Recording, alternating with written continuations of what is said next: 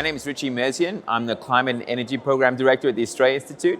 And what the Climate and Energy Program is it covers everything across the spectrum. So energy analysis, how Australia's emissions are tracking, how you deal with adaptations, so dealing with those consequences of climate change, and of course the international climate negotiations, which we're here at now.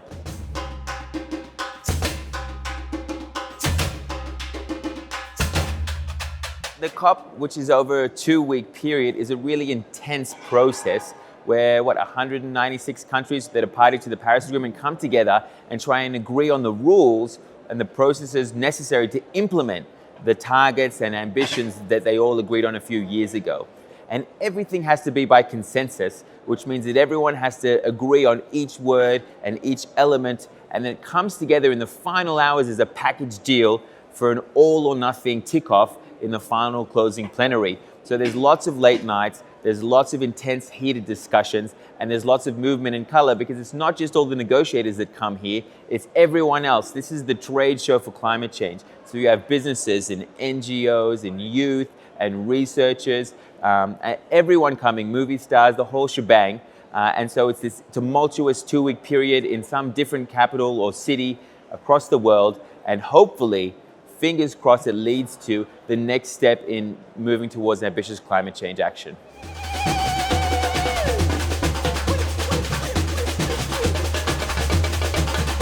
Australia has quite a controversial position here at COP25. So the Australian government, in the last climate agreement, the Kyoto Protocol, managed to negotiate a very generous baseline or starting spot, and then from there, a very small target. It could increase its emissions to 108% from its baseline. So it was a very easy thing for Australia to do. The second time around, it only reduced its emissions by 0.5%. So again, really easy for it to do. The result is that Australia was able to game the previous climate agreement and generate a surplus amount of credits. Now it wants to use these credits towards its Paris Agreement obligation. What that means is that it would basically reduce the majority of work it would have to do to reduce its emissions to meet Paris. Now that has no legal basis according to Australia Institute and Climate Analytics Research. There's no legal reason why these credits here should be imported into this agreement. In fact, there's a number of moral reasons why it shouldn't. Paris Agreement is supposed to be the most ambitious thing possible for every country. Everyone should be digging deep to try and reach that global goal of limiting global warming to 1.5 degrees. So for Australia to come here and say, no, we want to get this get out of jail free card, these dodgy credits, we want to use them here, has managed to frustrate a number of countries. Over 100 countries have brought forward a restriction saying, we don't want any of these credits into the Paris Agreement. It will dilute, it will undermine, it will jeopardize the integrity of the Paris Agreement. And so Australia is lobbying hard to make sure that restriction doesn't carry forward.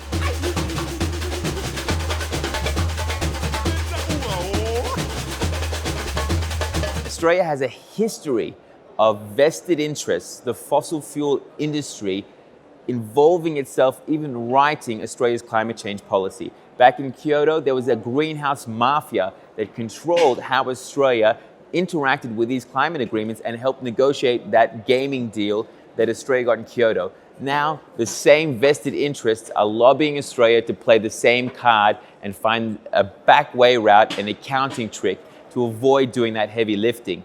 But unlike 20 years ago, there's a lot less interest in letting Australia get away with it, and there's a lot more dissent in pushing Australia to do the right thing and avoid being so dodgy.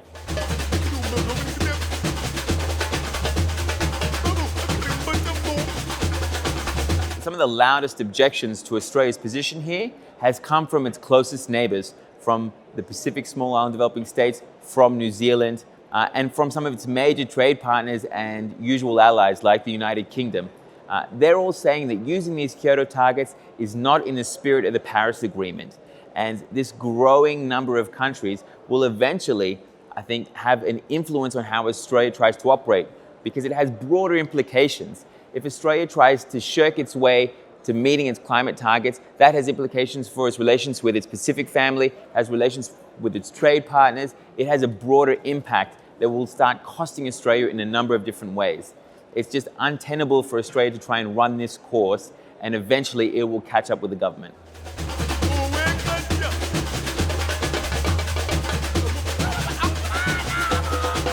here at COP25 Madrid, Greta and the young youth representatives that have come here have played an incredible role. They've provided that momentum, but more importantly, that wake-up call.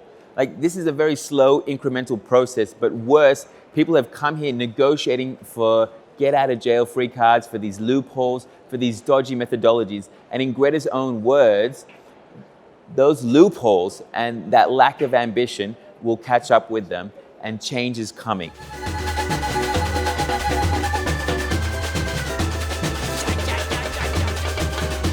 As COP25 comes to an end, everyone's mind will eventually turn to next year, which is the ambition year. That's the year that every country needs to come to the next COP, which is in Glasgow in the UK, with an ambitious plan, plans to step up their climate action. Now, the Australian government has already said it's unlikely to do anything more than the dodgy stuff it's already doing.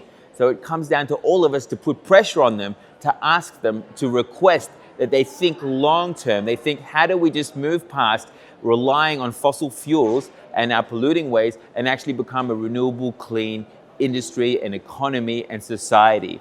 And so really, next year, I'm looking forward to Australia bringing a long-term strategy for how it can reach net zero emissions by 2050. In Australia right now, every state and territory has a net zero emissions by 2050 target. All that's missing is the federal government. So I asked the federal government to come up with a long-term strategy to make it ambitious and to move Australia towards a net zero economy.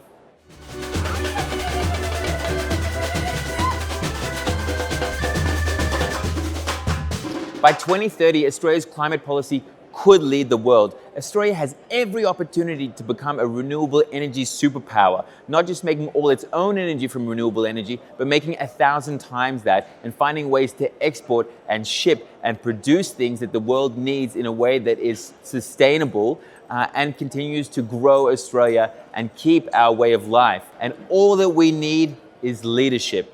And that doesn't come from our political representatives in times like these. That comes from all of us. So get active.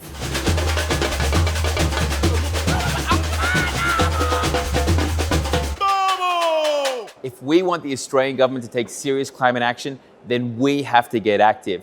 We have to get loud. We have to call them out when they try these dodgy tricks. Make sure you follow organizations that are bringing to light what's actually going on. You can look at the Australian Institute's research. You can follow a number of campaigning organizations. You can talk to your federal minister, your state representative, your local government.